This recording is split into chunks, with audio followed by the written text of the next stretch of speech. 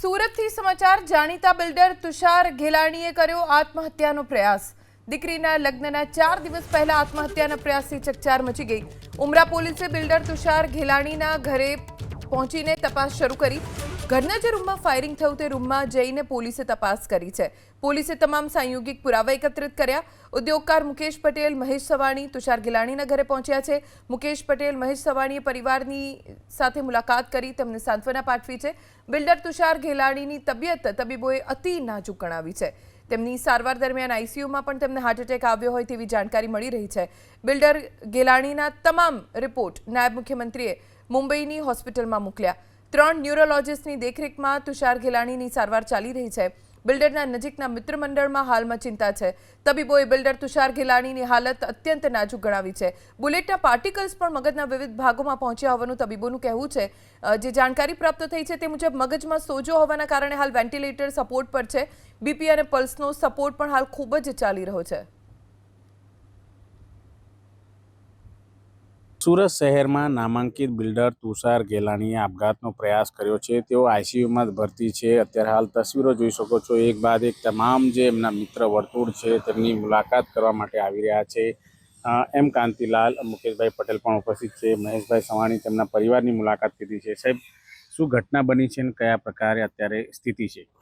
સીધી આપણે તુષારભાઈ ઘેલાણી એટલે અમારા ગામના છે ને, અહીંયા બાજુમાં જ મારું ઘર છે। અહીંયાથી 2 બંગલા મૂકીને કાલે રાતના એમને ત્યાં જે આજે સવારે એક મંડપ મુહૂર્તના એના બધા લગ્નના દીકરીના પ્રસંગ હતો। કાલે સાંજે લગભગ સમજો ને 1 વાગે ફોન આવ્યો કે કંઈક એમણે રિવોલ્વરથી કંઈક પોતાની જાત પર ફાયરિંગ કર્યું છે કરીને। એટલે અમે અને મહેશભાઈ આવ્યા રાત્રે અને પછી જોયું તો એમને મહાવીર હોસ્પિટલમાં લઈ ગયા અને ત્યાં એમને એડમિટ કર્યા છે અત્યારે મહાવીર હોસ્પિટલમાં। ડૉક્ટરના ઓબ્ઝર્વેશનમાં અત્યારે ચાલે છે બધી ટ્રીટમેન્ટ એમની।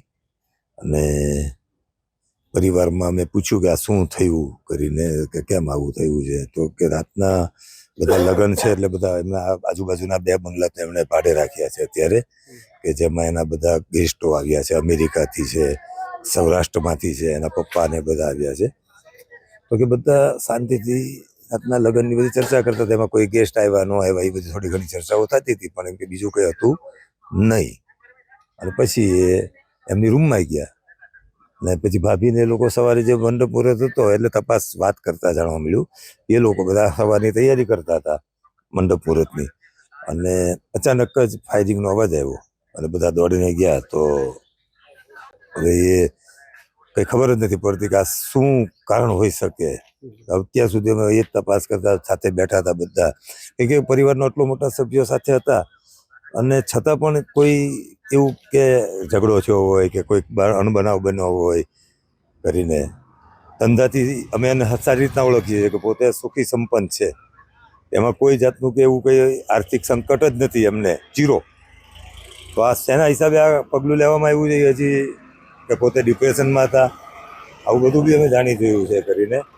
એટલે શું કારણ હોઈ શકે ને, કે રિવોલ્વર છે તો એમાં પણ અમે જોયું તો મેગઝીનની અંદરથી એક જ ગોળી ખાલી કરેલી હતી, કંઈક બી શું થયું છે કંઈ ખ્યાલ નથી આવતો।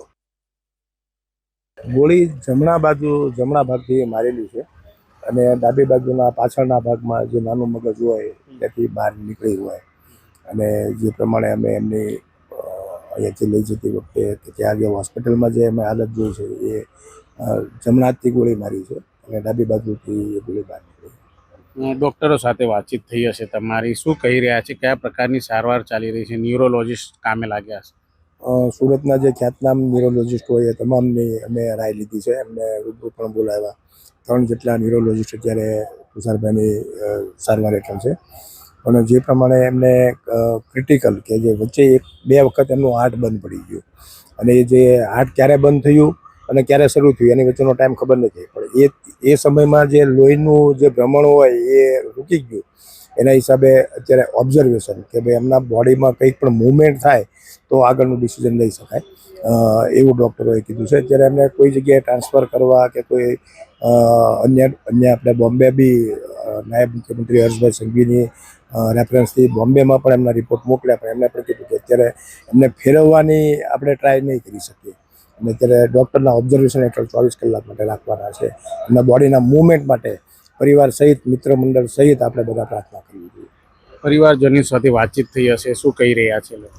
પરિવારજનો તો અત્યારે ઓલવેઝ દુઃખમાં જ હોય અને પરિવારજનો બધા આખું જ્યારે પરિવાર ઘણા સમય પછી ભેગું થતું હોય, ઘણા વર્ષો પછી એક આવો સરસ મજાનો દીકરીના લગ્નનો પ્રસંગ થવાનો હોય ત્યારે પરિવારજનો બધા લગભગ 12:30 વાગ્યા સુધી બધા ઘરે બેઠા હતા અને લગ્નની વાતચીતો કરતા હતા, કોણ આવશે કોણ નથી આવવાનું, કોને કંકોત્રી આપવાની કોને નથી આપવાની. અને પછી પોતે પોતાના રૂમમાં ગયા. પરિવાર એમની દીકરી, એમના દીકરાઓ અને એમના પત્ની છે એ બે કાલના પ્રોગ્રામના કામમાં લાગ્યા હોય અને અચાનક આ અવાજ થયો એટલે મગજ પરિવારનું પણ કામ નથી કરતું અને અમારા કોઈને કામ નથી કરતા કે એવું તો શું એમને મનમાં લાગી ગયું જે ક્ષણિક હોય છે જેના હિસાબે એમણે ડિસિઝન લીધું. તો બિલકુલ જોઈ શકો છો, મિત્ર વર્તુળ છે, પરિવારજનો અત્યારે હાલ શોકમગ્ન છે, પરંતુ અત્યારે 24 કલાક ઓબ્ઝર્વેશનમાં છે. કંઈક હલનચલન થાય તો નિર્ણય લેવામાં આવશે. ધનરાજ બાગલે, એબીપી અસ્મિતા, સુરત. રાત્રે જે તુષાર ગેલાણી આપણા રિસ્પેક્ટેડ બિલ્ડર જે મહાવીર હોસ્પિટલમાં લાવવામાં આવ્યા, એમને ગન શોટની ઇન્જુરી બહુ ગંભીર રીતે થઈ હતી. એમાં મગજના ડાબાવાળા ભાગમાંથી બુલેટ નીકળીને જમણાવાળા ભાગ સુધી પહોંચી ગયેલી છે અને એ બુલેટ્સના પાર્ટિકલ પણ મગજના વિવિધ જગ્યા પર પહોંચી ગયેલા છે. એને કારણે મગજમાં ખાસો એવો સોજો ડેવલપ થઈ ગયો છે. અત્યારે હાલત બહુ ગંભીર છે. એમને વેન્ટિલેટરનો સપોર્ટ આપવામાં આવી રહ્યો છે અને બીપીથી લઈ પલ્સનો સપોર્ટ પણ હાઈ ડોઝમાં ચાલી રહ્યો છે.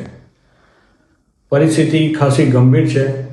અમે ડૉક્ટર લોકો મેક્સિમમ બની રહ્યા એટલો પ્રયત્ન કરી રહ્યા છે કે એમનો જીવ બચી શકે. બાકીનું આગળનું 24 થી 48 કલાક જેવું જાય પછી આઈડિયા આવશે